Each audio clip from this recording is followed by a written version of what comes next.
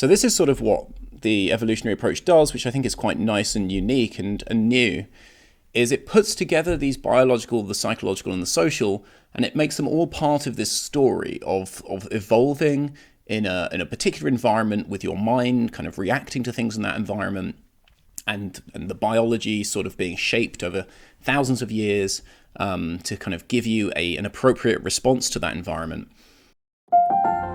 I'm Adam Hunt, and this is the Evolving Psychiatry podcast, rethinking mental health through an evolutionary lens.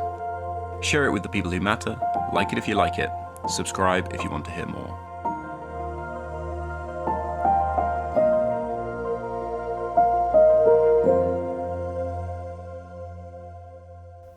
Okay, so I'm Adam Hunt, and I wrote Chapter 2 of the Evolutionary Psychiatry volume on the Biopsychosocial model. So just to briefly introduce myself, I'm a PhD student at the University of Zurich in the Institute of Evolutionary Medicine. I work on methods and theory in evolutionary psychiatry with a specific concentration on autism and explaining individual differences and how they might lead to the traits that we call psychopathology. I'm also a member of the executive committee of the Royal College of Psychiatrists Evolutionary Psychiatry Group. I'm the host of the Evolving Psychiatry podcast. And I work with various evolutionary psychiatrists around the world.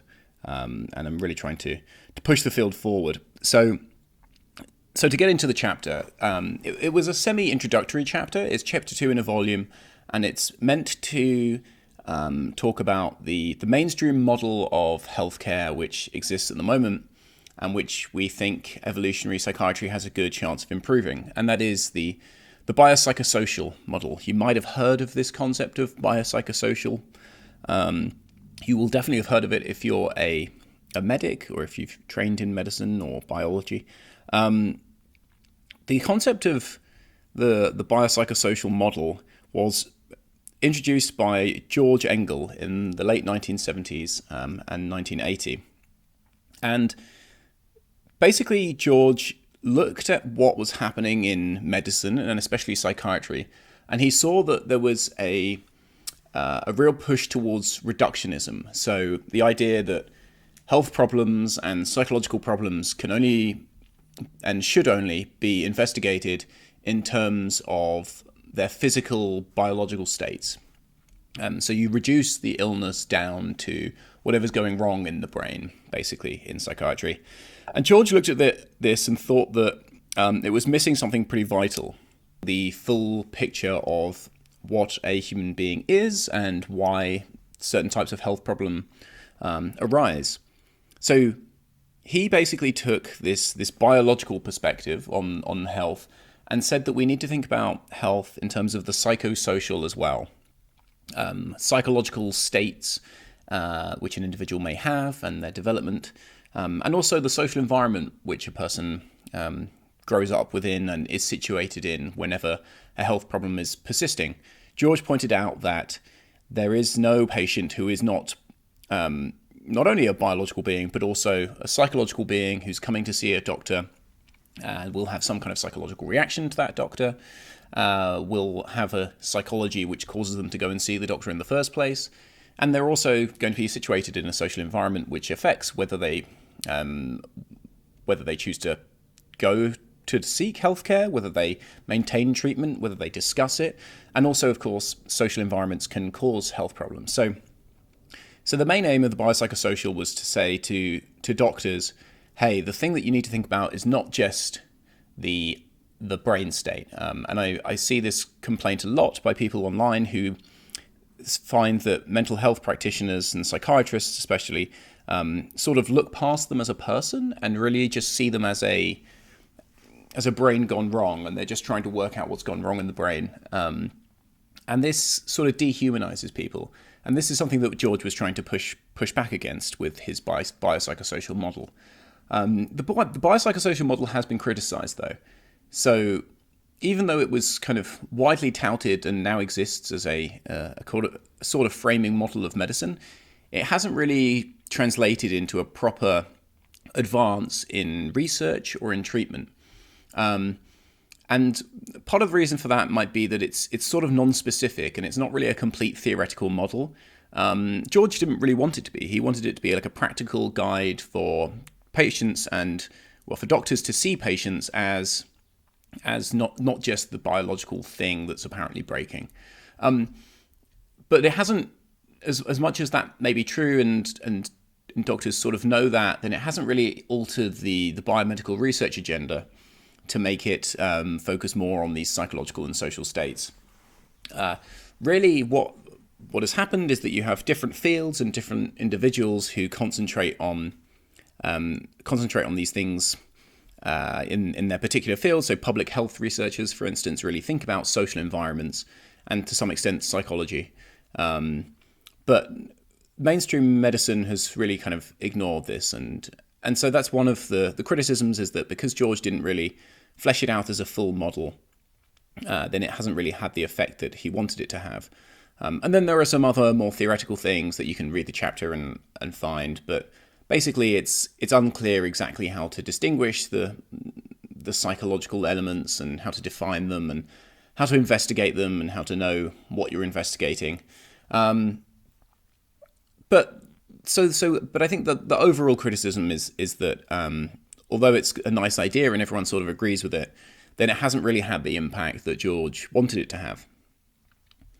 So how does evolutionary psychiatry improve upon this? This is kind of the main point of our chapter. We're pointing out that, okay, the biopsychosocial has been a guiding framework for decades, and we think evolutionary principles and evolutionary thinking in psychiatry especially, but also in medicine, evolutionary medicine has similar perks, can really take what the biopsychosocial wanted to do and improve it.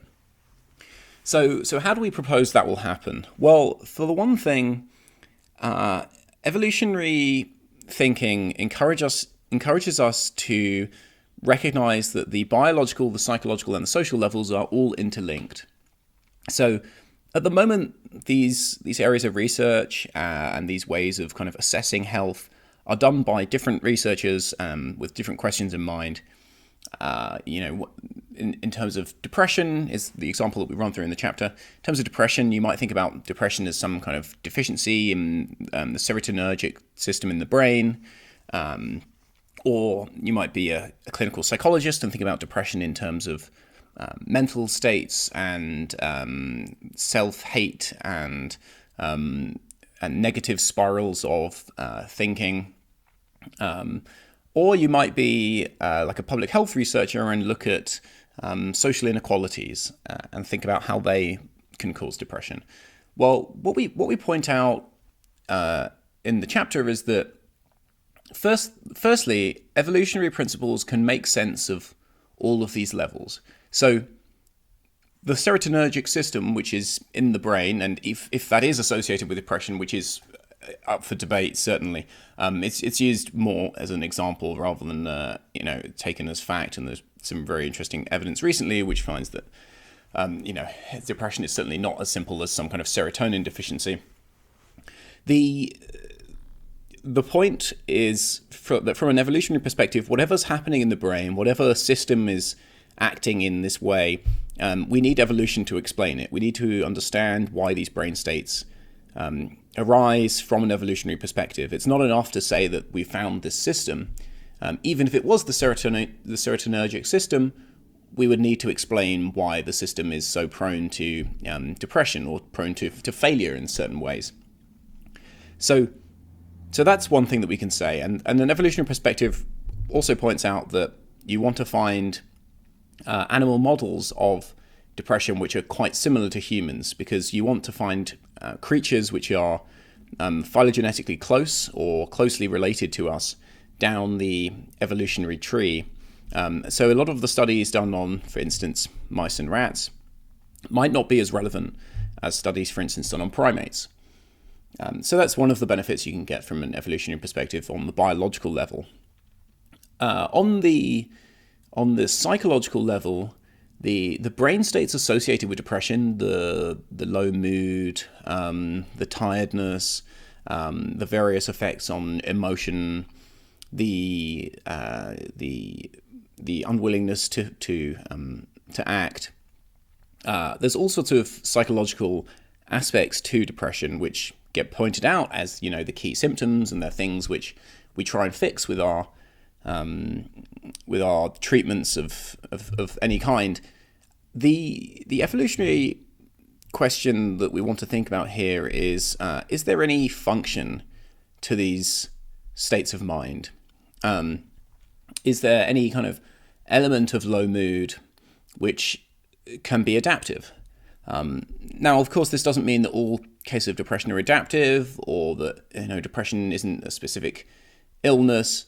What this means is that we have to think about the symptoms as possible examples of emotions which are getting kind of overactivated. So, for instance, it's possible that moderate levels of low mood can be quite helpful if they encourage you to disengage from an activity. There are all sorts of times in life when it's probably better to not act anymore. It's probably better to just stay still. Don't do anything dangerous. Don't work too hard. Don't exert yourself. Don't put yourself into difficult situations. You sort of have to hamper down and just keep somewhat safe. Reserve energy. Don't engage in conflicts. You can see primates, for instance, disengaging from social conflicts if they suffer from some kind of loss, some sort of aggressive loss. And it's possible that those moods and those sort of the emotional reactions which cause us to disengage from life could actually have a very useful functional purpose in certain circumstances. One of the hypotheses to explain depression is the psychic pain hypothesis, which is basically that like pain exists to tell you something, to make you act in a certain way, which will make you avoid a certain situation and also signal to others that they should avoid that situation. If I touch, a burning stove and I yelp, then I both learn not to touch the stove again, and I also teach people around me that I've touched the stove and the stove is bad to touch. So there might be something going on where depression is a sort of mood response to circumstances that is functional and that serves to kind of help us disengage and then help individuals around us see that we are disengaging and that we need some kind of support. So those are some of the evolutionary hypotheses. We're looking at the psychological states, and we're thinking about them in terms of our ancestors' lifestyles and what could be adaptive and what couldn't be. And then obviously you can go down routes of thinking, well, is there a way in which modern societies encourage these moods to arise more than they would have done? And is it also the case perhaps that in modern societies the moods arise but then they can't be resolved in the way they naturally would have? So, for instance, your social environment is very different to what it would have been in hunter-gatherer lifestyles. You don't have a group of individuals who you wake up with every day who are relying on you to go and help hunt and gather with them, to cooperate, to help raising children. You wake up alone. Most of us wake up alone, or perhaps with one partner in a bed, but certainly most of us don't have some kind of extended social group of 15 to 25 people that they kind of live with and work with on a daily basis. And there's no one really relying on us in the same way. And we can just hide our bedrooms. And it's possible that the low mood states get exasperated because we are, able to really be solitary. Humans are not solitary creatures. We are extremely social creatures. It's very rare for a human in a hunter-gatherer state to be apart from another human for more than 10 hours or something. Days alone is really a rare thing. The fact that we can, and the fact that our bedrooms and our houses kind of can close us off and wall us off, and we don't have this constant social interaction, might mean that some of these emotions end up kind of catapulting themselves into a place which our ancestors never really experienced. So those are just some of the examples of how an evolutionary approach to the psychological perspectives on depression can improve. our understanding. And then the social, I've sort of talked about. I mean, the social lives that we live now are very different, and to think about the social and the psychosocial and the biopsychosocial through an evolutionary perspective is very useful.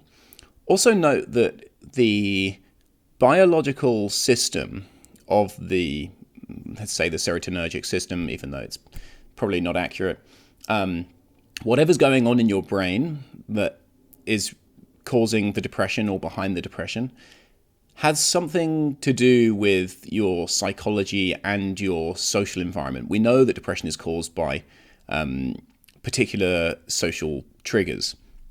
And an evolutionary perspective kind of thinks about that biology being shaped by thousands and tens of thousands and hundreds of thousands of years of social interactions.